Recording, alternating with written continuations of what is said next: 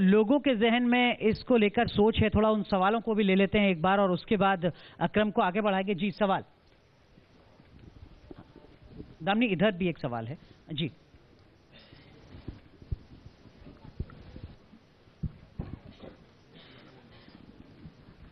आप please mic.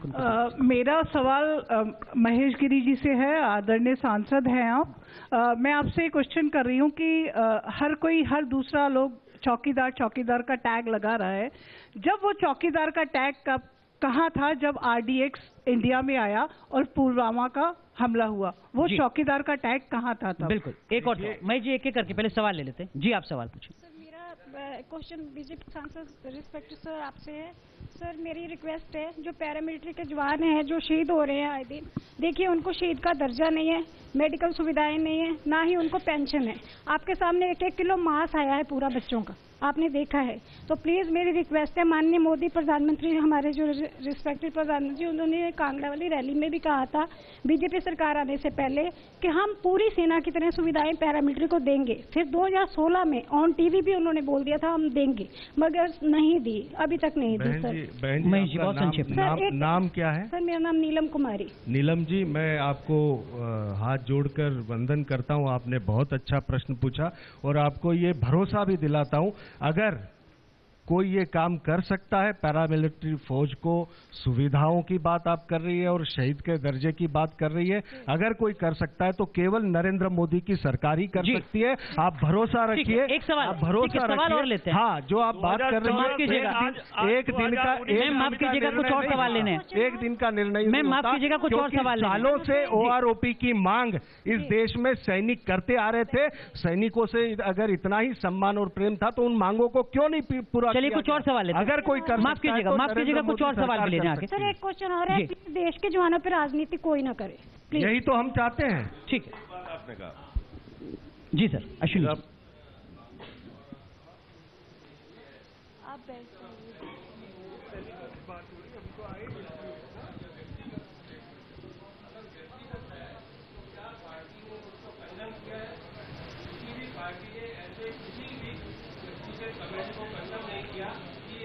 Sanjay Singh ji, सवाल यह है कि अगर कोई नेता विवादित बयान देता है आतंक पर तो क्या आलोचना होती है?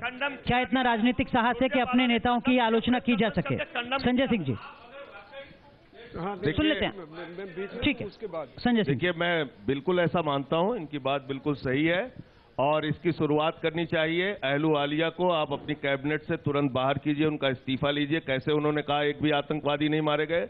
अमित शाह पे कार्रवाई कीजिए, कहां से उन्होंने जानकारी ली 250 आतंकवादी मारे गए? योगी आदित्यनाथ पे कार्रवाई कीजिए, क्यों उन्होंने 400 आतंकवादी की बात कह के अलग अलग फिगर देने का काम किया? बिल्कुल सैम पैत्रोदा पे भी इनको कार्रवाई करनी चाहिए और हमारी पार्टी से भी कोई अगर गलत बयानी देता है सेना के खिलाफ तो उस पर भी कार्रवाई। महेश गिरी जी, मैं सहमत। क्या उम्मीद करें हम वाकई ऐसा हो पाएगा? देखिए, एक बात है, जो आप बात कह रहे हैं, देश के खिलाफ या सेना के खिलाफ अगर कोई बात करता है तो जरूर कार्रवाई होनी चाहिए, इसमें कोई दो राय नहीं है। पार्टी का भी यही मत है। पर आप जिस तरह से बात कर रहे हैं, देखिए कोई व्यक्ति अलग अलग सोर्सेस से बातें करता है, उस अलग अलग सोर्सेस से बातें करने की बात मंशा पे सवाल उठाना था ही नहीं, तो उन व्यक्ति पे मंशा पे सवाल उठाने की बात थी नहीं। आगे बढ़ते महेश जी, आगे बढ़ते, कुछ और सवाल लेते जी। 2014 में बीके सिंह जी जब सेना से रिटायर्ड हुए थे तो उन्हीं का कहना था कि जम्मू कश्मीर की स्थिति अभी तक की सबसे अच्छी स्थिति है।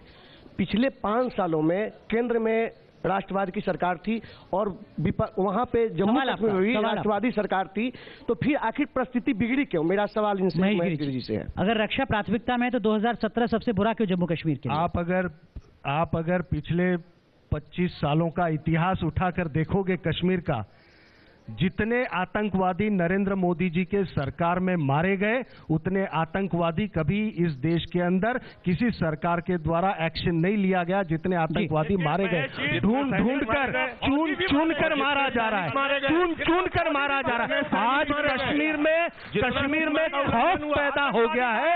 इस देश के खिलाफ कोई बंदूक उठाने के लिए तैयार नहीं हो रहा। आज बंदूक उठाने के लिए खौफ। महेश जी, कुछ और सवालों को आगे ले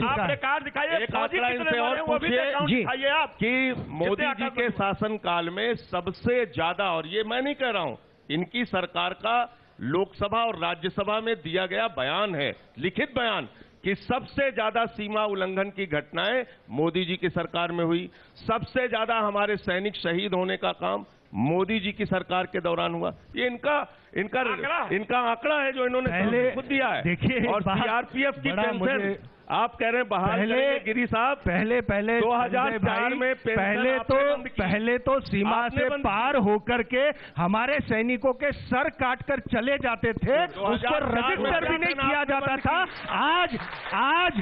आज आपको पता तो चल रहा है, आज आपको पता तो चल रहा है, और सीमा कोई लांघ के आता है, सर आज भी काटे जा रहे हैं। आने के बाद वो किसी बात का है, में घर में जाकर आप जैसे महाबली के आने के बाद।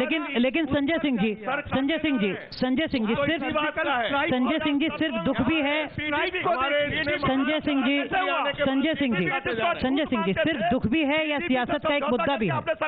सिर्फ दुख भी है या इसको सियासत के एक मुद्दे के तौर पर देखता है राजनीति? सर हम भी पूछना चाहेंगे सर, अगर आप सुरक्षा की बात कर रहे हैं तो उसमें जो आपके फेल्योर है उसको भी आपको चर्चा करनी पड़ेगी। पीडीपी के साथ आपने समझौता किया कि आपकी राजनीतिक मजबूरी थी, चलिए मान लिया।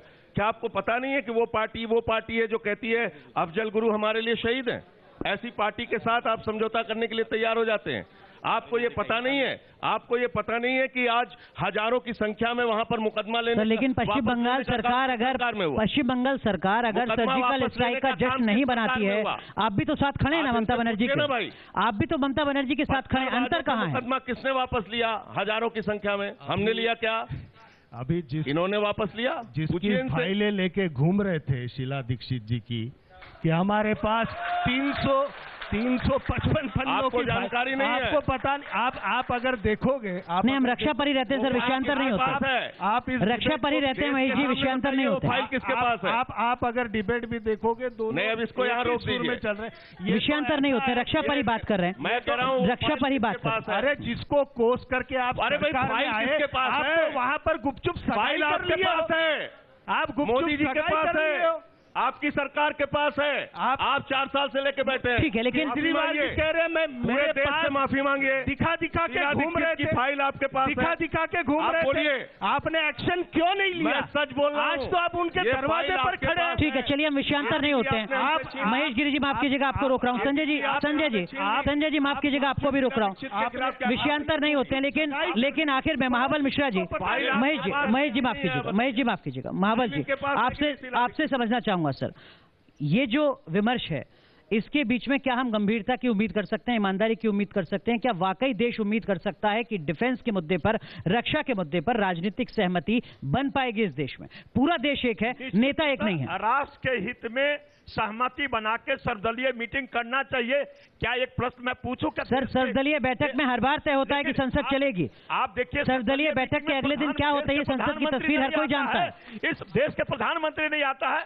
हाँ, देश के प्रधानमंत्री सर्वदलीय मीटिंग बुला के देश करिए, इससे बड़ी माने क्या कहूं मैं, अब शब्द नहीं है। संजय सिंह जी, सहमति बन पाएगी क्या? राजनीतिक सहमति बन पाएगी क्या? बिल्कुल बननी चाहिए।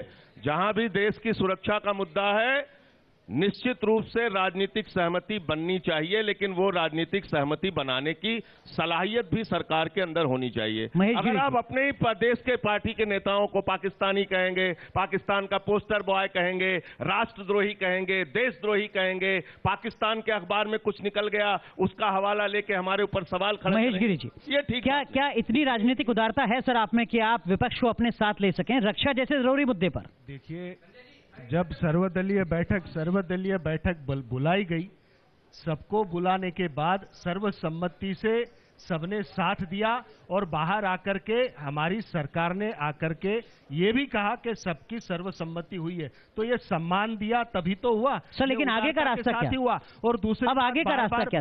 बार बार आप कह रहे हैं पाकिस्तानी पोस्टर बॉय। मैं आपको कह रहा हूं, मैं अपनी जिम्मेदारी से कह रहा हूं, मैं ये नहीं कह रहा हूं मेरी पार्टी का बयान है, पर मैं आज भी, संजय सिंह जी भी बैठे, महाबल मिश्रा भी बैठे, अगर इस देश में किसी भी पार्टी का नेता पाकिस्तान को मदद कर रही है ऐसा बयान देगा तो मैं मंच पर जाकर बोलूंगा ये पाकिस्तानी को पोस्टर बॉय है। ठीक है, चलिए, लेकिन इस विमर्श के जरिए पाकिस्तान को मदद करने वाला बयान किसी का होगा? बिल्कुल, राजनीतिक विमर्श इस तरीके का है, रक्षा जैसे जरूरी मुद्दे पर आप खुद अंदाजा लगा सकते हैं